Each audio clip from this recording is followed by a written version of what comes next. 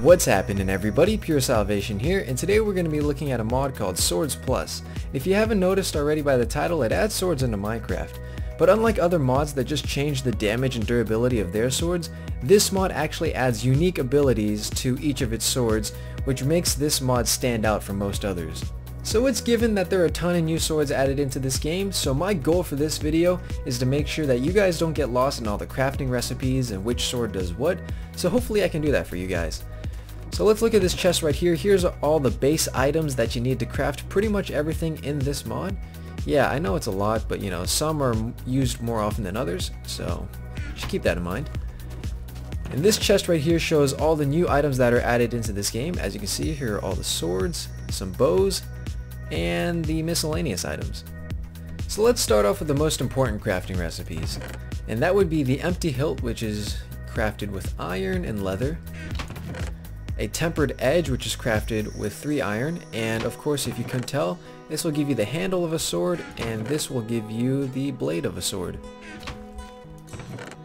If you take a diamond and surround it with Ezralite dust, you can get yourself a goddess gem. If you take that goddess gem and surround it with some saplings, you can get an earth elemental gem.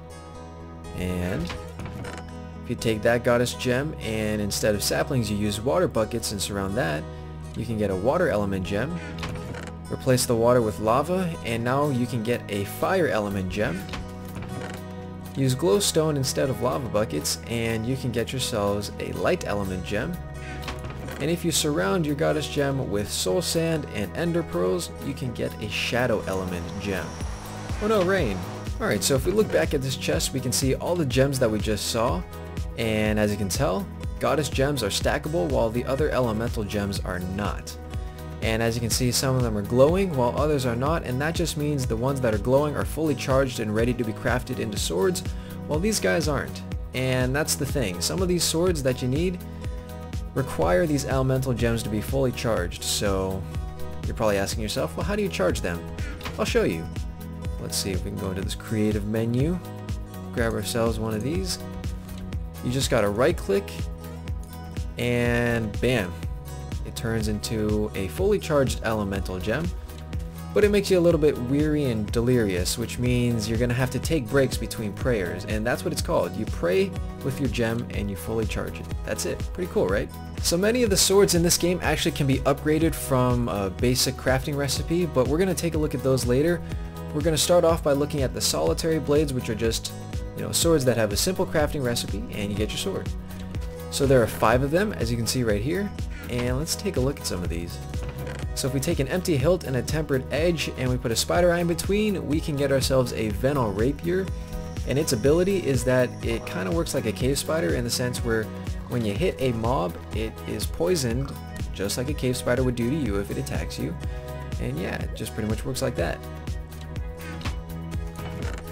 If we take a look at right here, if you put 2 gold ingots in between obsidian along with the hilt and edge, you can get a Diana's blade, and its only real ability is that it can get an occasional critical hit, which is pretty cool though, but you know, not too unique. If we take 2 gas tiers and a gold nugget in between, we can get something called Miko's blade, and this one actually has a pretty cool ability. If you get within 9 blocks of a creeper, the sword will actually start glowing as if it was enchanted, and you know, if you back up and step away, and if a creeper's not within 9 blocks from you, then it won't glow. So it's a really good way of seeing whether a creeper is close to you or not. And in addition, its other ability is that it can reduce or eliminate any potion effect or poison effect. So let's say I'm poisoned by a spider. As long as I switch to the sword, it negates all of the poison effects. Same thing with the potion. If I drink like a potion and I don't like it, I can just switch to the sword on my hotbar and the potion disappears. If we take 2 lapis lazuli blocks and soul sand in between, we can get something called a Umbra blade, and its special ability is that occasionally, if you hit a mob, it actually steals 2 hearts from the mob that you just hit and gives it to you in case you're low on hearts, which is pretty interesting though. But it doesn't happen very often. I was testing this earlier and it didn't happen too often. And the last one is if you take 3 cakes in between the hilt and edge, you can get a Duff cake sword. The only real use for this is pretty much food. You can just literally right click it and eat it. So as I said before, some of these swords can actually be upgraded into stronger and better swords, and those are called series. So if we take a look at this first chest, we're going to be looking at the first series called the Ferris series. And it starts off is, you know, if you take your empty hilt and tempered edged and you put 2 iron blocks and diamonds in between, you can get something called a Great Blade. Take that Great Blade and place an Earth Elemental gem fully charged right on top of this Great Blade, and you can get something called the Titania Blade, and that's its final upgrade. And what the Titania Blade can do for you is it gives you knockback plus slowness. So if I were to hit a spider, first of all, he'd be flying backwards, and second of all, he will also be coming at me at a much slower pace, which is pretty cool. Next up is the Aurum series, and I really hope I said it correctly.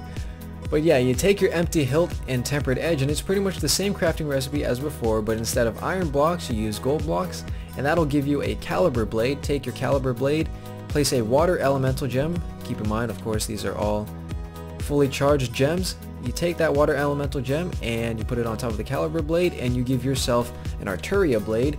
Take the Arturia blade and place a light elemental gem right on top of that, and you give yourself an Arturia Excellion. Now the cool thing about this is it is unbreakable. It's so cool. It's unbreakable, and it has rechargeable durability, meaning the durability does go down, but it will never break. It'll get to a point where it says it has very small durability, but it'll never break. It'll just stay there. So that's really cool, and it recharges really fast. So next up we have the Incendia series. So if we take 2 blaze rods and a flint in between our hilt and tempered edge, we give ourselves a blazing blade, and by adding a fire elemental gem to that, we give ourselves a Megara edge. My goodness, these names are gonna kill me. And this sword has a few different abilities, one being if I were to hit a mob, I will ignite that mob on fire for 7 hearts. So I can hit a spider and run away and let the fellow burn to death. And just like the other one, you can recharge this sword by just standing in broad daylight. Just letting the sun hit the sword will recharge your durability, which is awesome. However, if you stand in water and hold this sword in your hand, the durability will actually surprisingly go down, but luckily enough it's unbreakable, so it won't break.